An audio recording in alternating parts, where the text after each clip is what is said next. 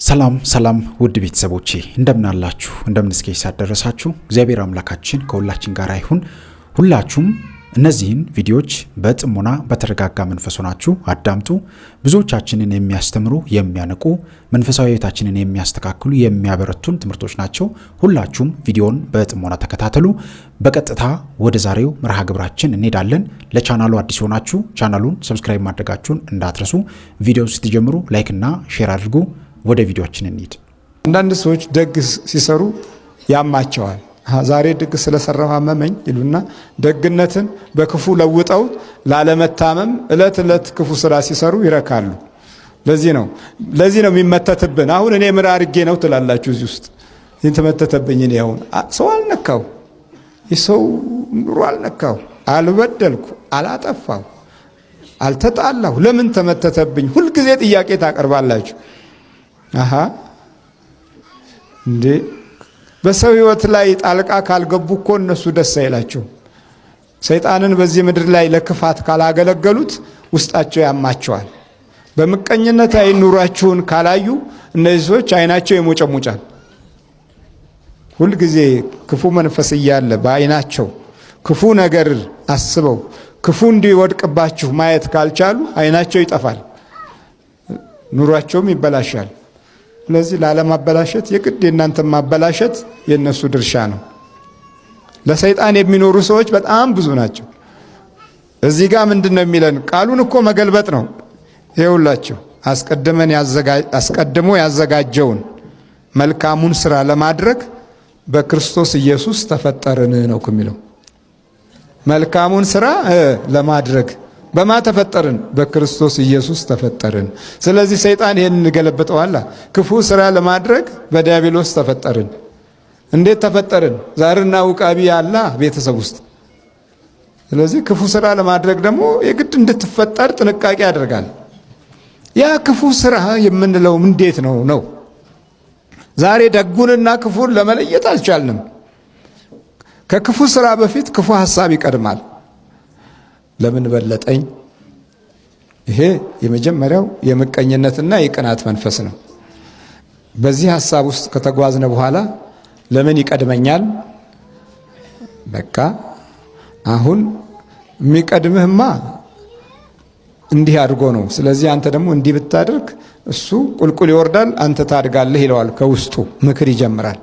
ሳያቀው ሐሳቡን በውስጥ በኩል እንዲቀበለው ያደርጋል። ከተቀበለው በኋላ ደግሞ መንገድ ያሳየዋል። መንገዱ ክፍት ነው። በጣም ወለል ያለ መንገድ ነው የሚታየው። እዛ ምትሃተኞችን ወይም አስማተኞችን በኢኮኖሚ በመደገፍ እንዲህ ያስቸገረኝ ሰው አለ ብለህ እንድትናገር ያደርጋል። የሚያገናኝህም ከጠላት ጋር ነው። ከዛ በኋላ ያለው ሁኔታ ሙሉ በሙሉ ከሐሳብ ጀምሮ ወደ ተግባር ሲለወጥ የምቀኝነት መንፈስ ስላደረብን የመተት ሩጫው ላይ ቅድሚያ እንሰጣለን።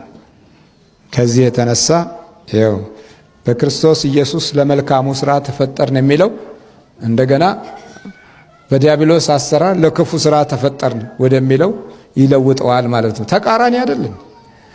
ድሮ ሲያስቀኑት ህፃናቶች እየሰፉ ይሄ ሙዳይ እየሰፉ መሶበ ወርቅ እየሰፉ ወደ ቤተ እግዚአብሔር ጧት ቅዳሴ ከሆነ የጧቱ ቅዳሴ ላይ ቅዱስ ቁርባን የወሰዱ እግዚኦ መሐረነ ክርስቶስ ብለው የጸለዩ የተማጸኑትን በሙዳዩ ምጽዋቷ ላይ አድርገው ቆሎም ይሁን ሽምብራም ይሁን ባቄላም ይሁን ያቀርቡ ነበረ። የድሮ ልጆች ማለት ነው። በሰፉት ሙዳይ እንዲህ አይነት በጎ ነገር ሲያቀርቡ ይመረቁ ይባረኩ ነበረ። ያንን ቀስ አለና ለተወሰነ ዘመናት እነዛ እየደከሙ ሲሄዱ የተተኩትን ትውልዶች ወዲያውኑ ጨሌ መያዣ ያደረገና ሙዳይ ምጽዋት የምትለው ቃል ተለወጠችና ሙዳይ ጨሌ አደረገና ለወጠው። በቃ አሁን የጨሌ ማስቀመጫ ሆነች። አሁን አሩሲ አካባቢ ቢትሄዱ ወደ ባሌ ቢትሄዱ ህፃናቶች የሚሰፉት ሙዳይ ምጽዋት አይደለች፣ የጨሌ ሙዳይ ነው። ገለበጠው። ታዲያ ቀናው አልቀናው? መገልበጥ እኮ ነው። በቃ ሁልጊዜ ከዲያብሎስ አሰራርና ዘዴዎቹ ዋነኛው ክፍል ስትገለብጠው አታውቀውም እና ገልብጦ ያሳያል ቆይቶ ቆይቶ። ይህም የምታየው ደግሞ በመንፈስ ቅዱስ ውስጥህ መባረክ ሲጀምር ነው። አለበለዚያ አታየውም። አሁን ሙዳይ ጨለየ። ከዛ ደግሞ በጣም የሚቀናው የነበረው ደግሞ ትናንሽ ልጆች አንገት ልብስ ይባላል። የአንገት ልብስ ተሰፍተው አሰፍተው ፈትለው ምን ብለው አንገት ልብስ ለብሰው ወደ ቤተ ክርስቲያን ይሄዳሉ። በዛ ይቆርባሉ። በዛ አፋቸውን ይዘው ወደ ቤታቸው ይመለሳሉ። ያንን ገለበጠና ደግሞ አንገት ልብሱን ቡና ማፍያ ያደረገው። ከዚች ደረብ ትደረገና ቡና ታፈላለች ማለት ነው። ገለበጠው። ጥላው ድሮ ተስለው ለቤተ እግዚአብሔር የወርቅ ጥላ ብለው ተስለው ያቀርባል። አሁን ያ ጥላ ጥሩ ጥላ ያለው አሁን ጠንቋይ ቤት ነው። ገለበጠና ወሰደው። ዕጣን ቀደም ሲል በቤተ እግዚአብሔር ተባርኮ የጸሎት ማሳረጊያ ነበር። አሁን ያን ገለበጠና ቡና ላይ አጨሰው። መገልበጥ ነው እኮ በቃ ሁሉንም ግልብጥ አድርጎ ወሰደ ማለት ነው። ዋናውን አካል ከወሰደ እነዚህን ከላይ ያሉትን ቁሳቁሶች መጠቀሚያ ለማድረግ አያስቸግርም። መናፍቃኑም ቤተ ክርስቲያን እየተቃወሙ ከበሮውንም መቋሚያውንም እየተቃወሙ ወጡ። አሁን ደግሞ ወሰዱት፣ የራሳቸው ለማድረግ ወሰዱት። ልብሱንም እየተቃወሙ ወጡ። አሁን ደግሞ ልብሱንም ወሰዱት። ልክ እንደዚህ ማለት ነው፣ መገልበጥ ነው። እና መልካሙን ስራ ለማድረግ በክርስቶስ ኢየሱስ ተፈጠርን። ይህን የተፈጠርንበትን መንፈሳዊ ኃይል በአግባቡ ካልተረዳ ነው ውስጣችን ባለው ጠላትም የምናደምጥ ከሆነ ሁልጊዜ ገልብጦ ነው የሚያሰማ። አሁን እኮ ምን አይነት ባርነት ውስጥ ነው ያለ ነው? በጣም አደገኛ ባርነት ውስጥ እኮ ነው ያለ። በሚገርም ሁኔታ የህሊና ባርነትን የሚያህል ትልቅ ባርነት የለም። ስለዚህ በውስጠኛው ክፍል ያለው ባርነት ከከፋ የውጭው አያስቸግርም። እና በገላትያ ምዕራፍ 5 ቁጥር 1 ላይ እንዲህ ይላል፣ በነፃነት ልንኖር ክርስቶስ ነፃ አወጣን። እንግዲህ ጸንታችሁ ቁሙ፣ እንደገናም በባርነት ቀንበር አትያዙ የሚል ስጋቱን ገልጾልናል። እንደገናም በባርነት ቀንበር አትያዙ፣ ለመያዛችን ምክንያት ነው ማለት ነው። መያዛችን አይቀርም፣ አትያዙ ነው ያለው። እነሆም እኔ ጳውሎስ እላችኋለሁ ብትገረዙ ክርስቶስ ምንም አይጠቅማችሁም፣ ሕግንም ሁሉ እንዲፈጽም ግድ አለበት ብዬ ለሚገረዙት ሁሉ ለእያንዳንዶች ደግሜ እመሰክራለሁ። በሕግ ልትጸድቁ የምትፈልጉ ከክርስቶስ ተለይታችሁ ከጸጋው ወድቃችኋል። ሕግን ብቻ በማክበር ሕጉን ብቻ በመያዝ ክርስቶስን አይቀበሉም። በብሉይ ኪዳን ሕግ እንመራለን ይላሉ፣ ግን በክርስቶስ ነፃ እንደወጡ ልቦናቸው ማመን አቅቶታል። ዲያብሎስ እንደታሰረ፣ የአጋንንት ኃይል በስሙ እንደሚመታ፣ እርኩሳን መናፍስት በስሙ እንደሚገሰጹ ይህንን ኃይል ረስተውታል። አይሁዶች በሕግ እንጸድቃለን ስላሉ ሕግ ብቻ አይጸድቃችሁም፣ በቃ የክርስቶስ ሥጋና ደም የክርስቶስ እምነትና ኃይል በውስጣችሁ ካልገባ በሕግ ምንጊዜም አትችሉም ማለትና ክርስቶስ ነፃ አውጥታችኋል። ነገር ግን እንደገና በባርነት እንዳትያዙ በማለት ጸንታችሁ ቁሙ አጽንኦት ያለው ቃል ሰጠን። እግዚአብሔር አምላክ ስሙ ለዘላለም የተመሰገነ ይሁን። ለምሳሌ አንድ ወንድ ምሳሌ ልንገራችሁ። አንድ የሆነ ወንድ መስተፋቅር አንዲት ሴት ላይ ልኮባት ወይም ኮከቧን አይቶ እድሏን አንብቦ እቺ ኮከቤ ነች ግጥሜ ነች ብሎ ይላል። ከዛ በኋላ የሚወለዱት ልጆች ምን ይሆናሉ? በዚህ መናፍስት ውስጥ ስላደጉ ለምሳሌ እንበልና ታህሳስ የተወለደ ወር ከሆነ ይሄ ልጅ ከነዚህ ቤተሰብ ውስጥ የተወለደው ልጅ ታህሳስ በዚህ ቀን ነው፣ ቁጥር መጥቀሱ አስፈላጊ አይደለም፣ በዚህ ቀን የተወለደው የሚለውን ሲያነበው ያ ልጅ በዛ ኮከብ ቆጠራ ውስጥ ያለው ባህሪውን ሆኖ እንዲኖር አድርጎ ያሳድገዋል። ለምን? የተወለደውን በመስተፋቅር ነው፣ ዓለማዊም ሆኖ ነው የሚያድገው። በቃ ከልጅነት ጀምሮ ነጭናጫ፣ ቁጡ፣ አደገኛ ምናምን ከሆነ የሚለው እዛ ላይ ልክ እንደዛ ነጭናጫ ቁጡ ዝም ብሎ በቃ በሄዶበት ስሜታዊ ቶሎ የሚግል ቶሎ እንትን የሚል ምናምን ይላል ጽሁፉ ላይ። ግን ደግሞ እድለኛ ነው።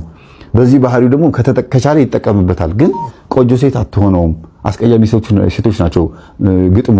ወይም ደግሞ ቀይ ሴት አትሆነውም፣ ጥቁር ሴት፣ ወይም ደግሞ አጭር ሴት አትሆነውም፣ ረጅም ሴት ነች ይለዋል አይደል? ይሄ ልጅ ከልጅነቱ ጀምሮ አጭር ሴት እንዲወድ፣ አጭር ሴት እንዲያፈቅር፣ አጭር ሴቶች ብቻ እንዲያጋጥሙት፣ መልኳ ቀይ የሆነች ሴት ሲያይ እንዲፈራ አድርጎ እንትን ይለዋል፣ ያሳድገዋል። ከዛ የሆነ አጋጣሚ ላይ ኮከቡን ሲያነቡ ይህ እኮ በቃ አብሮኝ ያደገ ባህሪ እኮ ነው ወይ ጉድን የምኖረው በቃ እኔ በተጻፈልኝ ነው ማለት ነው ይላል። ግን ዛሩ ነው በዛ መልክ የሚያሳድገው። ኮከቡን አድርጎ የሚያሳድገው ዛር ነው እንጂ እግዚአብሔር በፍጹም እንዲያርጎ አያሳድግም። እንደዛ ከሆነማ መጽሐፍ ቅዱስ እኮ በቃ መጽሐፍ ቅዱስ ውሸት ነው ማለት ነው። ይሄ ውሸት ነው ማለት ነው። ቤተሰቦቼ እንዴት ባሉ ክርስቶስን ያመነ እግዚአብሔርን ያመነ በመጽሐፍ ቅዱስ ሕይወት ውስጥ መኖር የሚፈልግ ሰው አጭር ትሆን ረጅም ትሆን ምንም አይነት ማዕረግ ይኑራት፣ ምንም አይነት ከለር ይኑራት፣ የምንም ብሔር ተወላጅ ትሁን ይቺ ልጅ ንስሐ ገብታ ስጋ ወደም የተቀበለች ከሆነች እንደ ኮከቡ አትሰራም ማለት ነው፣ አትሄድም ማለት ነው። እስቲ አስቡት። ይቺ ልጅ እኔ ትዳር እፈልጋለሁ ጠይቃ እግዚአብሔር ትዳር ከሰጣት ከዚህ ልጅ ጋር ብትገናኝ የኔ ኮከብ አንቺ አለሽ፣ አንቺ ሳጂታሪየስ ነሽ፣ እኔ አኳሪየስ ነኝ፣ አንቺ ሊዮ ነሽ፣ እኔ ደግሞ ምንድነው ሌላ ብዙ ኮከቦች አሉ እንደዚህ ነኝ ምናምን ቢባባሉ እንዴት ነው የሚሆነው? እግዚአብሔርን ያወቀች ሆነ ማለት አይሽ። ዓለማዊ ስንሆን በኮከቡ እንሄዳለን። ዓለማዊ ካልሆነን ደግሞ መንፈሳዊ ከሆነን ደግሞ በክርስቶስ ኃይል፣ በክርስቶስ ፍቅር፣ በክርስቶስ ቃል ውስጥ እንሄዳለን ማለት ነው። እሱ የሰጠንን እንቀበላለን። ወይ እንመነኮሳለን ወይ ትዳር እንይዛለን። ክርስቶስ ከገዳመ ቆሮንጦስ ከወጣ በኋላ ትዳርን ባረከ። ለምን? ገዳመ ቆሮንጦስ ለባህታውያን ለመናንያን፣ ትዳር ደግሞ ለባለ ትዳሮች ሁለት ህይወት ነው ያሳየው። ሌላ መሀል ላይ ያሳየው ኒውትራል የሆነ ላጤነት የለም። ላጤነትም ምናልባት ከኑሮ ከጊዜ ከሁኔታዎች አንፃር አንድ ሰው ብቻውን ሊኖር ይችላል የተወሰነ ጊዜ። ግን ማግባት እፈልጋለሁ እያለ ወይም ደግሞ መንፈሳዊ ሆኜ መኖር እፈልጋለሁ ብሎ እግዚአብሔር ወይ ትዳር ወይ ደግሞ አንዱን ይሰጠኛል ብሎ እየኖረ በእርግጥም በብዛት ትዳር ነው የሚመኘው አብዛኛው ሰው። ጸጋው ከሆነ ብቻ ነው ወደ ምንኩስና የሚሄደውና እኔ ማግባት እፈልጋለሁ እግዚአብሔር ትዳር ሊሰጠኝ እፈልጋለሁ እያለ እየተመኘ መኖር አለበት እንጂ እኔ ማግባት አልፈልግም፣ ልጅ አልፈልግም፣ ደሞዝ ይቀበላል፣ ሴተኛ ዳርጋ ይሄዳል፣ ደሞዝ ይቀበላል፣ ይጠጣል፣ ከዛ በኋላ ይመለሳል፣ ይኖራል። ዝም ብሎ ላጤ ሆኖ 15 ዓመት 20 ዓመት መኖር አይፈቀድም በቤተ ክርስቲያን። እና በህይወታችን ውስጥ የምንኖራቸው ኑሮዎች የኮከብ ቆጠራ ከሆነ ዓለማውያን ሆነን በዛር መንፈስ በቤተሰቦቻችን ቃልቻ መንፈስ ነው የኖር ነው ማለት ነው። መንፈሳዊን ከሆነ ደግሞ የቤተ ክርስቲያንን ሐሳብ እንቀበል። ቤተ ክርስቲያን ደግሞ ሐሳቧ መጽሐፍ ቅዱስ ብቻ ነው ሐሳቧ። አዋልድ መጽሐፍቶች የዚህ የመጽሐፍ ቅዱስ ልጆች ናቸው። ገድሉ፣ ስንክሳሩ፣ እንትኖቹ እነዚህ ጸሎት መጽሐፍቶች በሙሉ እንዳለ የዚህ ልጆች ናቸው። አዋልድ ልጆች የተባሉት ለዚህ ነው። አዋልድ ማለት ልጆች ነው። የዚህ መጽሐፍ ቅዱስ ከዚህ መጽሐፍ ቅዱስ የተውጣጡ ናቸው። ገድላቱ፣ ስንክሳሩ፣ ድርሳኑ ሁሉ ነገሩ እንቀበላቸዋለን። ግን አባት ይሄ ነው። የጽሑፍ አባት፣ የመጽሐፍት አባት ይሄ ነው። መጽሐፍ ቅዱስ ነው። በዚህ ህይወት ውስጥ መኖር እየፈለኩኝ ኮከብህ ነው የሚያኖርህ፣ ከኮከብ ውጭ መኖር አትችልም ከተባልኩኝ ይሄ አይሰራም ማለት ነው። ስለዚህ የፌክ ኑሮ መኖር ሰው ከኢንቫይሮንመንቱ ወይም ደግሞ ተጽዕኖ ከሚያደርግበት ከኢንቫይሮንመንቱ ውጪ ሲሆን ከቤተሰብ ውጪ ሲሆን ነው እውነተኛውን ፐርሰናሊቲ ትክክለኛ ባህሪ ማንነኝ ካልክ አንተ ብቻህን ስትሆን ማለት ከሚያውቅህ ማህበረሰብ ስትሆን ያለው አንተ ማለት እና በጣም ብዙ ሰው ግቢ ውስጥ ገባ። ለምሳሌ መንፈሳዊ ሰው የነበረ ሰንበት ተማሪ የነበረ ሰው በጣም ሲሰንፍ ታገኘዋል። ራሱንም ያስተውላል። ለምን የሚያይ ሰው የለም፣ የሚያውቅ ሰው የለም፣ በአገልግሎት የሚያውቅ ሰው የለም። ይሄ ሰንበት ተማሪውን አትባልም። ሶ ራስን በጣም ያኔ ዲሲፕሊን እንደነበርከው ልጅ ቤተክርስቲያን ካልሄድክ የሚደብርህ ልጅ ተኝተህ ምናምን ሳምንት ሊያልፍ ይችላል። በሰንበት ልተኛ ትችላለህ ምናምን። ምንድን ነው ካልከኝ አጠገብህ የነበሩት ሰዎች ናቸው አንተን ወደዛ ፑሽ ያደርጉ የነበሩት እና ደውሎ ምናምን እንደዚህ ነገር ማይስተዋለው ያኛው እንደ ባህል ስለተቀበለው ክርስትና በዛ በኩል ስለገባ ቤተክርስቲያን ከዛ ተመስርታ ስለሆነ ወደ ኢትዮጵያ በደንብ የሰፋችው ለዛ ስለሆነ እንደ ባህል ስለተቀበለው በጣም ልክ ነህ። ላይክ በሰንበት ቤት አድርገን አሁን የራሴን ታሪክ የነገርከኝ መሰለኝ መልሶ ዩኒቨርሲቲ ስንገባ ኮምፕሊትሊ ሌላ ኢንቫይሮንመንት ነበር እና ደግሞ እንግዲህ አላቅም እናንተ ጋር ካለ ግን በተለይ ደግሞ በፊት ሰንበት ቤት ስናገለግል ይሄ ሁሌ እንመከር ነበር። የደብር አስተሳሰብ አይኖራችሁ እንባል ነበር። የሆነ ለምሳሌ እኔ ቤተ አብርሃም ቅዱስ ገብርኤል ከነበር የማገለግለው ሌላ ቦታ ቤተክርስቲያን ቤተክርስቲያን አይመስለኝም፣ በጣም ይጋነናል። ግን ማገልገል አልችልም። እዛ ሄጄ በቃ እንዴት ነው እንደ ምእመን ዝም ብዬ ጥቤን ይዤ እና መስገኝ እመለሳለሁ እንጂ እንዲህ መሳተፍ ምናምን የለምና እዛ ልክ ዩኒቨርሲቲም ስገባ የገጠመኛ ነበር። ማህበረ ቅዱሳን ነበር፣ በዙሪያችን ቤተክርስቲያኖች ነበሩ። እንዴት ልግባ በከባድ ነው የሆነብኝ። በቃ ትግል ነው። አንድ ጓደኛዬ በጣም ጎበዝ ነበር እና እሱ በርትቶ ማህበረ ቅዱሳን ገብቶ አገልጋይ ሆኖ እያስተማረ ነበር ዜማ ምናምን። እኔ በጣም ከበደኝ። ኢማጂን ቤተክርስቲያንም ከከበደኝ ሶሳይቲውም ደግሞ ከሌለ ምን ቀረ? ከዛ በቃ ሁሉም ቀረ። ሌላ ህይወት፣ ኮምፕሊት ሌላ ህይወት። የሰይጣን መጫወቻ የምትሆነው ኤግዛክትሊ። ዶርምህን የምታገኛቸው ሰዎች ይበቀላል ደግሞ ሰይጣን እንዴ! በጣም በፊት ሲበሳጭ ነበረ። እኔ ሁሌ የምለው ነገር ያ ነው። አንተ አሁን ለምሳሌ ወደ ቤተክርስቲያን የሚገቡ ሰዎች እኔ አባላት ጉዳይ ላይ የሆነ ያክል ጊዜ ሰርቼ ነበረ። ማለት አባላት ጉዳይ አዲስ ተማሪዎች ሲመጡ ታስተናግዳለህ፣ ቀድመህ የምታወራው ነው። ፈርስት ምላቸው ነገር ትታችሁ የመጣችሁት ዓለም አይለቃችሁም። እዚህም ነው ማለት አንተ ከዛሽ ቤተክርስቲያን እንድትወጣ የማያደርገው ጥረት የለም። ሶ ብቻህን ነው የሚያገኝህ። ዘፈን ልክፈት ብትል ዶርም ውስጥ ከሌላ ሀገር የመጡ ናቸው። ድሮ መዝሙር ታዳምጥ አልነበር አይሉህም፣ አያውቁትም። ህይወትህን ነጠላ ስትለብስ አያውቁም፣ ልብሰ ስብሐት ለብሰህ ስታገለግል አያውቁም፣ ኢንቫይሮመንት አያውቅም። ስለዚህ ነፃነቱን ነው የሚሰጥህና ያ በሰው አለመወቀሱ ሰው እንደማያየህ እንዲሰማ እያደረገ ነው የሚበቀል። ያን ጊዜ ቤተክርስቲያን ውስጥ የኖርካትን ህይወት እሱን ያቃጠልከውን ፑሽ አድርጎ ለእንደዚህ አይነት ሰው ደግሞ የሚገርም በጣም ተስፋ ለመቁረጥ ቅርብ ነው የሚሆነው በጣም። ምክንያቱም ይሄ ያልነበርኩም ነው የሚለው እኔ እኮ እንዲህ ያልነበርኩም ነውና ቶሎ ፌል እንድታረግ ምናምን። ግን እንትኑም ጠንካራ ነው። በሌላኛው ሳይድ ደግሞ ያየሁት ነገር ሰው በጣም አጭር በሆነች እድሜ በ5 ዓመት በ10 ዓመት ውስጥ ኮምፕሊትሊ 3-4 አይነት ሰው ሊሆን እንደሚችል አይቻለሁ። የመጀመሪያው ነገር እና አንዳንዴ አሁን ላይ ኢሉዥን ነው። እኔ እንዲህ ነኝ ብሎ ማሰብ ራሱ ለኔ ኢሉዥን ነው። ገና ነን፣ ራሳችን ፊግር አውት አድርገን አላገኘንም ብዬ ነው የማስበውና በራሴ ላይፍ ዩኒቨርሲቲ ላይ ኮምፕሊትሊ ሁሉም ነገር ከተረሳው ሞስ ለ4-5 ዓመት ከዛ ቤተክርስቲያን ወደ ደሴ ሲመለስ ብቻ ነበር አገልግሎት ዝም ይለኝ። ከዛ ውጪ የለም ነበር ሙሉ ለሙሉና ግን እንደዛም ሆኖ ትንሽ በልጅነት ያሳለፍከው ነገር አይለቅም። ስቲል በረጅሙ ትታሰራለህ ነው እንጂ ገመዱ ሙሉ ለሙሉ ተበጥሶ አይበጠስም። ስትመለስ በጣም አሪፍ ነው የሚሆነው። በጣም ማይንድ ሴት ነው። በዚህ ሰንበት ተማሪነት ማይንድ ሴት ራሱን የቻለ ህይወት ነው ማለት በተደርሙ ከልጅነት ጀምሮ እኛ በ10 ዓመታችን ነው 2006 2005 ነው ይባላል 10 ምናምን አመት ወሬ ዲስካ አሁንም በሩቁ ነው ማገለግለው እዛም ቢሆን እና ማይንድ ሴት ነው የሆነ ነገር ላይ ፈርዘር እንድትሄድም አይፈቅድልህ። ያ በጣም ውስጥህም ምሻይለ በጣም አትሄድም። ለምን ያ በጣም ነው የሚጠብቀው። በልጅነት ማደግ ቤተክርስቲያን ውስጥ ማደግ በተለይ ደግሞ ሰንበት ውስጥ ኢንቫይሮመንት ያው ቤተሰባዊ የሆነ ኢንቫይሮመንት ስለሆነ ያለው መደዋወል አይቀርም ምናምን ኩዌሽን የምትደራረገው እንደ ዓለማዊ ላይ እንዳሉት ሰዎች አይደለም። ደህና እንዴ ፊዚካሊ ብቻ አይደለም ነፍስህ እንዴ ትባላለህ። የድፍነ ቤተክርስቲያን አዎ ለምሮ ግቢ ጉባኤ ማስገባው ትባላለህ።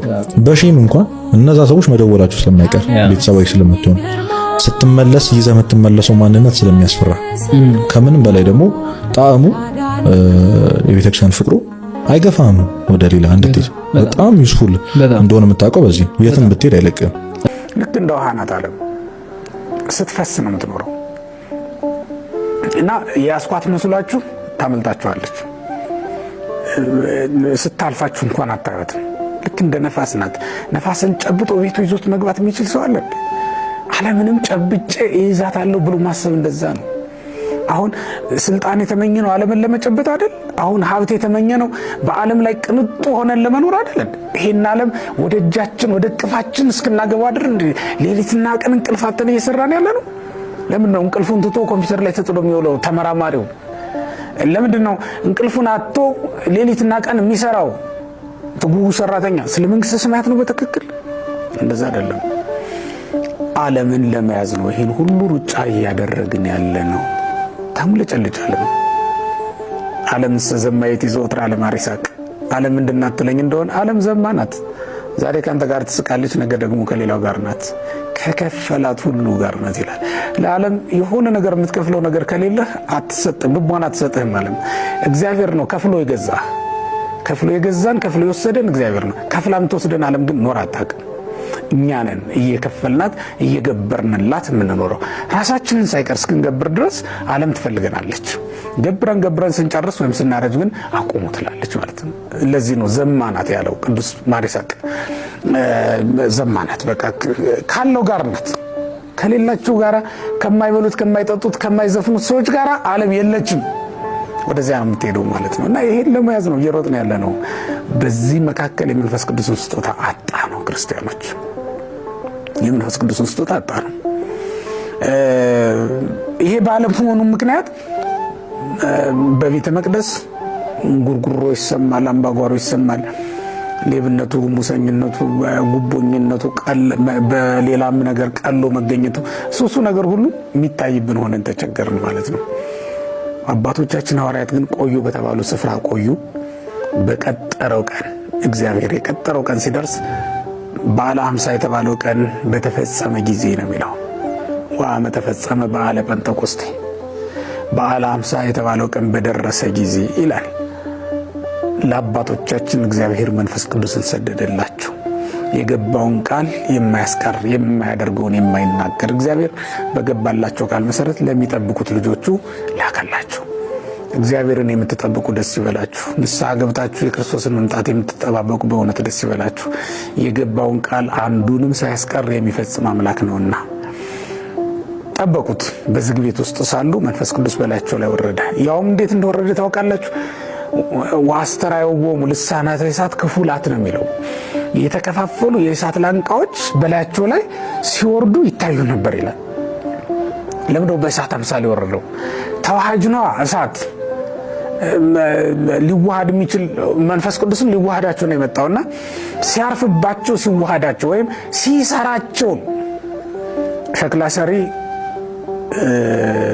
ሸክላውን የምታጸናው በውሃ ትለውሰዋለች፣ ጭቃ ታደርገዋለች፣ ታሞከዋለች፣ በመዳፏ ታበጃጀዋለች፣ የምትፈልገውን አይነት የሸክላ ቅርጽ ይዛ ትሰራዋለች። በመጨረሻ ሸክላውን ወደ አገልግሎት እንዲገባ የሚያጸናላት እሳቱ ነው። አሁን ሐዋርያትን መድኃኒታችን ኢየሱስ ክርስቶስ ራሱ ይዞ በትምህርት በታምራት ሲያበጃጃቸው፣ ቅርጽ ሲያስይዛቸው፣ የሐዋርያነት መንበር ሊሰጣቸው ሲሰራቸው ነው የቆየው። በኋላ መጨረሻ ላይ መንፈስ ቅዱስን ልኮ ደግሞ አጠናከራቸው። ከዚህ በኋላ ሐዋርያት ወደ አገልግሎት መግባት ይችላሉ ማለት ነው። ከዚህ በኋላ ጸንተዋል፣ አይፈርሱም፣ ልህሉህ አይደሉም። ከዚህ በኋላ ልህላሄ ቀረላቸው ወይም ጸንተው አለመቆም አይችሉም ከዚህ በኋላ። ምክንያቱም በውስጣቸው ያደረው መንፈስ ቅዱስ አጽንቶ ስለሚያኖራቸው ማለት ነው። በዚህ መንገድ የእሳት አምሳል ሆኖ ወይም በእሳት አምሳል እየታየ በላያቸው ላይ ወረደላቸው። እነሱም ወተናገሩ በነገረ ሁሉ በሐውርት፣ ወዲያውኑ የመንፈስ ቅዱስን ስጦታ ተቀብለው በሀገሩ ሁሉ ቋንቋ ተናገሩ። በ72 ቋንቋ ነው የሚለው። ያን ጊዜ በምድር ላይ ካለው ቋንቋ የተሰወረባቸው የቀረባቸው አንድም ነገር አልነበረም። 120 ቤተሰብ ባሉበት ስፍራ ወረደላቸው። ለሐዋርያት ለ12ቱ ማለት ነው 72 ቋንቋ ተገልጾላቸዋል። ለሌሎቹ እንደ አስፈላጊነቱ እንደ ጸጋቸው እንደ ብቃታቸው እስከ 15 ቋንቋ ድረስ የተገለጠለት አለ። ከ15 በታች ነው የሌለው ማለት ነው። ከዛ በላይ ያለው ቋንቋ ሁሉ ተገልጾላቸዋል ማለት ነው። ዓለም ስትከፈል በ72 ቋንቋ ነበር የተከፈለችው። በዓለም ያሉ ቋንቋዎችን ሁሉ መንፈስ ቅዱስ ገለጠላቸው ማለት ነው። አሁን ከዚህ በኋላ አገልግሎት ጀመሩ። በሀገሩ ሁሉ ቋንቋ መናገር ጀመሩ። ወዲያውኑም በዕለቱም እሸት ይዘው ቀሩ። ይሄ በዓል በነገራችን ላይ በዓለ ሃምሳ በዓለ ሰዊት ተብሎ ነው በአይሁድ ዘንድ የሚከበረው። በኦሪት ዘጸአት ምዕራፍ 23 ላይ ታሪኩን እናገኘዋለን። እስራኤል በአምላክህ በእግዚአብሔር ፊት ባዶ እጅህን አትታይ ተብለው ስለታዘዙ እሸት ነዷቸውን ይዘው የሚመጡበት በዓል ነው የነበረውና ባዶ እጃቸውን አይታዩም ነበር። ሐዋርያት በዚህ ቀን በእግዚአብሔር ፊት ባዶ እጃቸውን እንዳይታዩ የመጀመሪያውን የስብከት እሸት ለሕዝቡ አቀመሱና የመጀመሪያውን የምእመናን ሕይወት ለእግዚአብሔር አቀረቡ ማለት ነው። 3000 ነፍሳት በአንድ ቀን ተጠመቁላቸው። እሸት ይዞ እንደመቅረብ በዓለ ሃምሳ ላይ ወይም በዓለ ሰዊት ላይ አይሁድ ልማዳቸው በእግዚአብሔር ፊት ባዶአቸውን አለመታየት ነበረ። ሐዋርያትም ዛሬ ባዶ እጃቸውን አልታዩም። 3000 ነፍሳትን አጠመቁ። እመኑ፣ በጌታ በኢየሱስ ክርስቶስ ስም እመኑና ተጠመቁ፣ ንስሐ ግቡ አላቸው። ንስሐ ገብተው ለመዳን የሚያደርሳቸውን እውቀት አውቀው ወደ መዳን ደረሱ ማለት ነው። በዚህ መንገድ 3000 ነፍሳትን አጥምቆ ቅዱስ ጴጥሮስ በአንድ ቀን ስብከት ወደ መንግስተ ሰማያት እንዲጨመሩ አድርጓል ማለት ነው። ዓለማዊ ህግ አለ ታውቃለህ። በዓለሙ ህግ አውጪ፣ ህግ ተርጓሚ፣ ህግ አስፈጻሚ አለ። ልክ ይሄ ወደኛ ስትወስደው ህግ አውጪ እግዚአብሔር ነው። ምን ብሎ ህግ አወጣ? ሥጋዬን የበላ ደሜን የጠጣ የዘላለም ሕይወት አለው፣ ያመነ የተጠመቀ ይድናል፣ ብሎ በወልድ ያመነ የዘላለም ሕይወት አለው። በትንሣኤ ዘጉባኤ ሙታን ይነሳሉ ሙታን የሚነሳሉ ብሎ ሕግ አወጣ አይደለም? ይሄን ሕግ ክርስቶስ አወጣውና እነማን ተረጎሙት? ልክ ፓርላማ ያወጣውን ሕግ ፍርድ ቤቶች እንደሚተረጉሙት ሁሉ ኢየሱስ ክርስቶስ ያወጣውን ሕግ ደግሞ 318 ሊቃውንት ተረጎሙት። ሥጋዬን ብሉ ደሜን ጠጡ ብሏል። አዎ ያንን መሻር አንችልም፣ ግን እንዴት እንብላው? እንዴት እንጠጣው? ያመነ የተጠመቀ ይድናል ብሏል። አዎ እሱ የተጠመቀው በፈለገ ዮርዳኖስ ነው። እሱ የተጠመቀው በዮሐንስ እጅ ነው። እሱ የተጠመቀው በ30 ዓመቱ ነው። እሱ የተጠመቀው ምንም ጥቅም አገኝበታል ብሎ አይደለም። እኛ ግን በዮርዳኖስ መጠመቅ ግዴታ የለብንም። በዮሐንስ እጅ መጠመቅ ዮሐንስን አናገኘውም። በ30 ዓመት እንዳንጠመቅ ከዛ በፊት በ25 ዓመታት በ2 ዓመት መሞት ማረጋገጫ ነው 30 ዓመት እንደሚሞላል። እሱ ለጥቅም አይደለም የተጠመቀው እኛን ለመጥቀም ነው። እኛ ግን ራሳችን ለመጠመቅ ነው የምንጠመቀው። ይሄንን ከተረዳን በኋላ ነጭ ልብስ ለብሰን በካህኑ አማካኝነት ዛሬ ካህኑ ክርስትና ልናስነሳ ልጅ ስንወስድ ያ ካህኑ ልክ ሊቃውንት የተረጎሙት ቅድም ተርጓሚዎች ሊቃውንት ናቸው ብዬ አስፈጻሚዎቹ በየደጉ ያሉ ሊቃውንት ናቸው። ለምሳሌ ክርስትናን ተወልደህ ወንድ ልጅ ከሆነ በ40 ቀን ሴት ልጅ ከሆነ በ80 ቀን መጽሐፍ ቅዱስ ባዘዘው መሰረት ኦርቶዶክሳውያን የተዋህዶ ልጆች ይህንን 40 እና 80 የሚለውም ከመጽሐፍ ቅዱስ የተወሰደ እንደሆነ ላረጋግጥላችሁ ይችላል። በኦሪት ዘሌዋውያን ምዕራፍ 12 ላይ ወንድ ልጅ በ40 ቀኑ ሴት ልጅ በ80 ቀኗ መስዋዕት ተይዞላቸው እግዚአብሔር ፊት ይቁሙ ብሎ ለሙሴ መመሪያ የሰጠው እግዚአብሔር ነው። 40 ቀንና 80 ቀን የወሰነው እግዚአብሔር ነው። እንደገና በሐዲስ ኪዳንም በሉቃስ ወንጌል ምዕራፍ 2 ላይ እመቤታችን ክርስቶስ እመቤታችን ኦሪታዊት እስራኤላዊት የብሉይ ኪዳን ሴት ሕግ ጠባቂ ናትና ልጇም ክርስቶስ እስራኤላዊ ነው፣ ወንድ ነው። በ40 ቀኑ ቤተ መቅደስ ሄዳለች። እንግዲህ እኔ እናት ከድንግል ማርያም አትበልጥም፣ እኔ ከክርስቶስ አልበልጥም። ድንግል ማርያም ልጇን በ40 ቀን ይዛ ከሄደች የኔ እናት ደግሞ በ40 ቀን ይዛ ወስዳ የሥላሴ ልጅነትን የቤተክርስቲያን ልጅነትን አስገኘችልኝ። ስለዚህ ይሄ ልክ ካህኑ ውሃውን በቃ አቅርቦ በገንዳ አቅርቦ ጸሎት ሲያደርግበት ውሃ የነበረው በዕለተ ዓርብ ከክርስቶስ ጎን ወደ ፈሰሰው ማየገቦነት ይለወጣል። እዛ ክርስትና ታስነሳለ። ካህኑ ምን አደረገ ማለት ነው? አስፈጸመ። እግዚአብሔር ያወጣውን ሕግ ሰለስቱ ምዕት በፍትሐ ነገሥት የተረጎሙትን የደብሩ ካህን ምን አደረገ? አስፈጸመ ማለት ነው። ስለዚህ ሕግ አውጪ ማን ነው ማለት ነው? እግዚአብሔር። ሕግ ተርጓሚ ሰለስቱ ምዕት ሊቃውንት፣ ሕግ አስፈጻሚ በየደብሩ ያሉ እነ መምህሬ ወልደ ማርያም፣ እነ መምህሬ ገብረ ማርያም፣ እነ ዲያቆን አየለ፣ እነ ዲያቆን አንተ፣ እነ ዲያቆን ቀዳሜ ጸጋ ማለት ነው። ስለዚህ ይሄ ኦርቶዶክሳዊ ተዋህዶ ቤተክርስቲያን ይሄን የምታስፈጽምበት መንገዷ ምን ይባላል? ቀኖና ይባላል። ሶስተኛ ባህል አለ። ሶስተኛ ባህል ማለት አንድ ሕዝብ የሚኖርበት እንደየእምነቱ፣ እንደየሀገሩ፣ እንደየቦታው፣ እንደየጊዜው የሚፈጠሩ ባህሎች። ሰው ሆነ ብሎ መናገር አምላክን የሚከብድ ነው። ብዙዎችም በጣም ተጎድተው እስካሁን ድረስ ከልጅነት ወጥተው ገና በኮብላይ ባርነት ውስጥ የሚኖሩት ይሄንን መቀበል ስለሚከብዳቸው ነው። አምላክ ሰው ሆነ የሚለውን በተለይ አሁን በሙስሊም ወገኖቻችን በጣም የሚከብዳቸው ይሄ ነው። ምክንያቱም አምላክ ሰው ሆነ የሚለው ቃል በመጻሕፍት ቢነገርም መቀበል ግን ከብዷቸዋል። መቀበል የከበዳቸው ለምንድን ነው ሲባል ግን አምላክ ሰው የመሆኑ ምስጢር ማለት በአምላክነቱ የሚነገረውና በሰውነቱ የሚነገረው በጣም ተቃራኒ ስለሆነ ነው። ተቃራኒ የሆነውን ነገር ደግሞ እሱ እንዴት አደረገ ለማለት በጣም ከመቸገር አንፃር ነው። ምንም ማረጋቸው ግን በነቢያት አናግሮ የመጣው እኮ ለዛ ነው እንጂ እኮ ዝም ብሎ ዱብ ማለት ይችል ነበር። አለማምዶን የመጣ የሰውን አይምሮ አለማምዷል። አሁን እንግዳ ሲመጣ ከሩቅ እየደወለ ከመጣ አንጨነቅም፣ ምክንያቱም ተዘጋጅተን የምንጠብቀው። ድንገት የሚመጣ እንግዳ ግን ያስደነግጣል። አዳም ስኮቴውን እያሰማ ሄደበት ሄደ። ያው እኮ ነው ያ ነው። በገነት ሳለ አዳም ሲሸሸግም እኮ በቃ እግረሰብ ነው የሰው ሰኮናሰብ የሰው ኮቴ እያሰማ መሄድ ማለት እኮ ሰውኛ መጣለው የሚሉ ምልክቶች ነበሩ። በነቢያትም ደግሞ እንደሚወርድ የተነገረው በምልጃ አይደለም፣ በመልአክ በመልእክተኛም አይደለም፣ ራሱ ይመጣል ተብሎ ተነግሯል። አላህ ለዚህ ዝግጁ አይምሮ ያስፈልግ ነበር። ስለዚህ ነቢያት መንገድ ጠራጊዎች ነበሩ። የሰው አይምሮ ዝግጁ እንዲሆን ማለስለስ፣ ዘር ለመዝራት ልክ መሬት እንደሚለሰልስ ክርስቶስንም ለመቀበል እንዲለሰልስ የሰው አይምሮ በዛ መልክ ነው እና ቅዱሳት መጻሕፍት ሰው እንደሆነ ይነግሩናል። በእርግጠኝነት አምላክ ሰው እንደሆነ ይሄን መካድ አይቻልም አይደል? ስለዚህ ሰው እንደሆነ የነገሩ እንዴት አድርገው ነው ከተባለ ከነቢያት ጀምረን እንደተመለከትን ነቢያትም ከድንግል እንደሚወለድ ነግረውናል። ሕፃን ተወለደልን ብለውናል። መከራም ተቀበለ ብለውናል። ያ ይቀበላል ያሉት መጣ እንደተወለደ ደግሞ በማቴዎስ ወንጌል ምዕራፍ 1 ጀምረን ስንመለከተው የሐዲስ ኪዳን መጀመሪያ ላይ በቃ እንዳለ ይሄን ነው የሚነግረን። ከድንግል ማርያም በእንበሌት ቃረቡ ተረከበት ጽንስ ተብሎ ለእመቤታችን ለቅድስተ ቅዱሳን የተሰጠው ንግግር ቀላል አይደለም።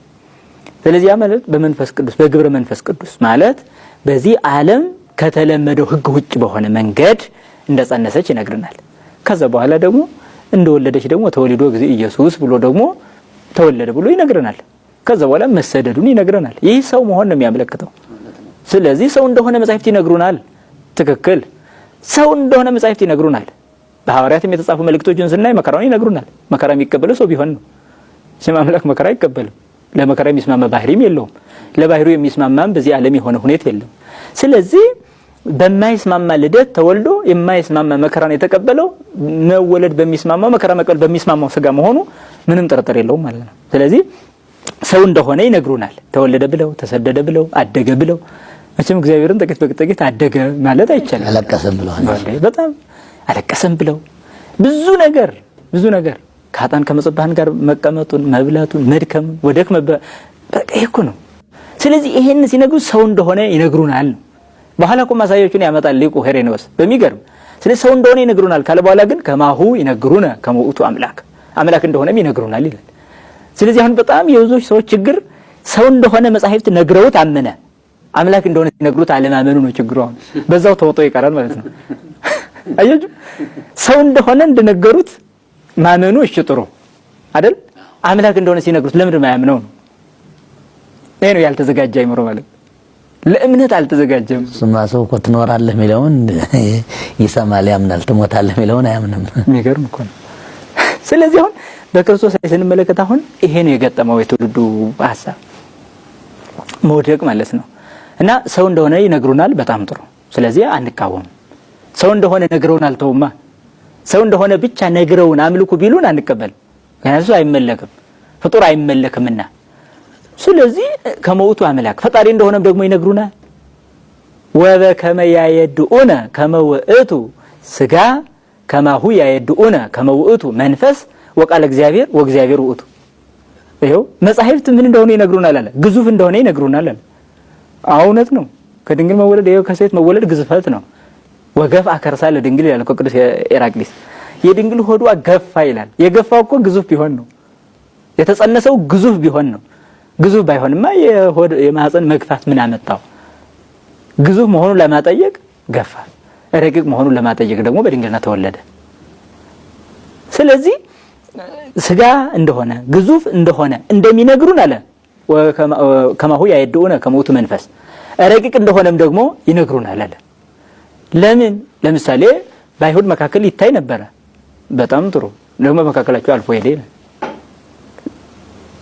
ምን ይባላል? አሁን መንፈስ ስለሆነ ነው። ቅዱስ ዮሐንስ በምዕራፍ 4 ላይ እግዚአብሔር መንፈስ ነው ብሏል። ስለዚህ ይህን መንፈስነት የያዘው እሱ ነው ማለት። ስለዚህ እግዚአብሔር ነው ማለት ነው። መንፈስ እንደሆነ ስለነገሩን መጻሕፍት። ስለዚህ ነው ግዙፍ እንደሆነ ይነግሩናል፣ መንፈስ እንደሆነ ይነግሩናል። ይህ ብቻ አይደለም፣ ቃል እግዚአብሔር እንደሆነም ይነግሩናል። ኢየሱስ ክርስቶስ ይህም ቀዳሚሁ ቃል ወውቱ ቃል ሀበ እግዚአብሔር ወእግዚአብሔር ውእቱ ቃል በመጀመሪያ ቃል ነበረ በማለት ይናገራል። ቃልም በእግዚአብሔር ዘንድ ነበረ፣ ቃልም እግዚአብሔር ነበረ ብለው እንደገና ቃል እንደሆነ እሱም ደግሞ እግዚአብሔር እንደሆነ ይነግሩናል። ቃል ሲባል ደግሞ እንዲሁ ዝሩ ቃል እንዳይመስላቸው ያ ደግሞ እግዚአብሔር ነበር አለ። እግዚአብሔር ዝሩ የሚል ደግሞ የለም። ይሄንን ነው የሚነግሩን። ስለዚህ ግዙፍ እንደሆነ የነገሩን መጻሕፍት ረቂቅ እንደሆነም ይነግሩናል ነው የሚለን። ረቂቅ እንደሆነም ይነግሩናል። እውነት ነው። ሰው እንደሆነ የነገሩን፣ ፈጣሪ እንደሆነ ነግረውናል። ግዙፍ እንደሆነ የነገሩን፣ ረቂቅ እንደሆነ ነግረውናል። ምን ያልነገሩን አለ? በጣም በሚገርም በከመ ይዜንውነ እንግዲህ አሁን እሱ ምን እንደሆነ ነው የሚነግሩን። አሁንም ደግሞ እንደ ደከመ እንደሚነግሩን ደካሞቹን እንዳበረታም ይነግሩናል። እንደ ተጠማ እንደሚነግሩን ውሃ ወይን ቀይ አድርጎ እንደሰጠ እንዳጠጣ ይነግሩናል መጻሕፍት። እንደ ተጠማ ያመነ ሰው ደግሞ ውሃውን ወይን አድርጎ እንደሰጠ ማመን አለበት። እንደ ደከመ ካመነ ደካሞቹን ኑ እናንተ ደካሞች ወደኔ ኑ እኔ ሸክማችሁን አቀላለሁ ብሎ ደግሞ መናገሩንም ማመን አለበት ማለት ነው። ስለዚህ መጻሕፍት አምላክነቱንም ሰውነቱንም ባንድ አዋህዶ ነው የሚነግሩን። ለዚህ ቅዱስ ቄርሎስም ይሄን የሚመስል ቃል ይናገራል። በከመ ይቤላ መጻሕፍት ከመውቱ ከማሁ ይቤላ በእንተ ተስቢቱ ከማሁ አለባበስ ላይ እህቶች ምናምን ሲነገራቸው ምንድን የሚሉት እግዚአብሔር ልብን ነው የሚያየው። መጽሐፍ ቅዱስ ላይ እጅግ በጣም የሁሉ ነገር መሰረት ነው ብዬ ማምነው እንደኔ ቅዱስ ጳውሎስ የተናገረው ነው። አንደኛ ቆሮንቶስ ላይ ብትበሉም ብትጠጡም ምን ነገር ብታደርጉ ስለ እግዚአብሔር ክብር ብላችሁ አድርጉት። ፖይንቷ ስለ ምን ብለህ ነው እያደረክ ያለው? ስትሰራ ስለማን ነው እየሰራ ያለው? ስትበላ ስለማን ብለህ ነው? ስትጠጣ ስለማን ብለህ ነው? ሊስትሮ ስትጠርቅ ስለማን ብለህ ነው? መኪና ስንነዳ ስለማን ብለህ ነው? ማተር የሚያደርገው እያደረክ ያለው ነገር ሳይሆን ስለማን ብለህ እያደረከው ነው። እግዚአብሔር ጋር የሚያደርስ ያ ነው። እና ይሄን ብቻ አይደለም ቤተክርስቲያናችን ስርዓት ትውፊት። አሁን ለምሳሌ አለባበስ ላይ እህቶች ምናምን ሲነገራቸው ምንድን ነው የሚሉት? እግዚአብሔር ልብን ነው የሚያየው። አለባበስ ምን ያደርግለታል? ውጭ ያለው ነገር ነው። እግዚአብሔር አንተ እሱን ለመፈለግ ምን ያህል ስቴፕ እንደምመጣ ማወቅ ይፈልጋል። አቡነ ሽኖዳ እጅግ በጣም በቃ የሚሉት ነገር አለ። ፍቅር ከሁለት ወገን ነው፣ ከአንድ ወገን አይደለም። ይወዳል፣ አንተም እንድትወደው ይፈልጋል። እግዚአብሔር ወዶ ብቻ እንድትቀርም አይፈልግም። እና እሱ እንግዲህ ፒኩን አሳይቶናል። ሞት፣ በዛ ሁሉ ስቃይ ውስጥ ከዛ መሞት፣ በቃ ይሄ መጨረሻው ነው። እሱ እንድታረግለት እኮ አይፈልግም። ትንሿን ነገር ግን እንድታውለት ይፈልጋል። ጾም ምንድነው? ሳክሪፋይስ እኮ ሁሉ ነገር መስዋዕት ነው። ቁርሱን ለኔ ብሎ ይተወልኛል ወይ ነው። ሃንድል ማድረግ የምትችለው ነገር ነው። ከባድ አይደለም አይደለ? ሰማዕታት እንግዲህ ደማቸውን ህይወታቸውን አሳልፈው ስለ ክርስቶስ የሰጡት በዛ ልክ ነው። ያንተ ትንሹ ሰማዕትነት ይሄ ነው። ሰማዕትነት ያመልጣችሁ ይላል ቅዱስ ዮሐንስ አፈወርቅ የገብረ እግዚአብሔር ኪዳን መጽሐፍ አለና ዋልፐሩ ራሱ እዚህ ጋር ዳዊት ነጠላ አለ፣ እዚህ ጋር ኳስና ጫማ አለ። ሰማዕትነት ያመልጠ ማለት ሰማዕት አድርገው ነው። ሁን እዚህ ጋር ዲዛይርን ፍላጎትን ከእግዚአብሔር የሚያርቅ ላይሆን እኮ ይችላል። አሁን ኳስ መጫወት ኃጢአት አይደለም። እሁድ ጠዋት ኳስ መጫወት ግን ኃጢአት ሊሆን ይችላል። ከቤተክርስቲያን የሚያስቀር እኮ። አዎ ከእግዚአብሔር የሚያርቅህ ነገር እኮ። በመጨረሻም እንግዲህ ውድ ቤተሰቦቼ በዛሬው ቆይታችን እነዚህንና መሰል ጉዳዮችን ለመዳሰስ ለማየት ሞክረናል። ብዙ ሀሳቦች የቀረቡበት ብዙ የሚያስተምሩ ነገሮችን የተመለከትንበት ቪዲዮ ነበር። ሁላችሁም ብዙ ነገር የተማራችሁበት ብዙ ነገር ያገኛችሁበት ቪዲዮ ነው ብዬ ተስፋ አደርጋለሁኝ። እኛም እንዲሁ ሰምተን 30፣ 60፣ 100 ፍሬ የምናፈራ የምንጠቀምበት እንዲሆን እግዚአብሔር አምላካችን ያግዘን ያበርታን። ስለዚህ ሁላችሁም ይህንን ቪዲዮ ለብዙ ሰዎች ሼር ማድረጋችሁን አትርሱ። ለዚህ ቻናል አዲስ የሆናችሁ ቻናሉን ሰብስክራይብ አድርጉ። በሀገር ውስጥም ከሀገር ውጭም ያላችሁ ኢትዮጵያውያን፣ ኤርትራውያን ቤተሰቦቼ ሰላም እግዚአብሔር ከሁላችሁ ጋር ይሁን እላለሁኝ። ይቆየን። አሜን።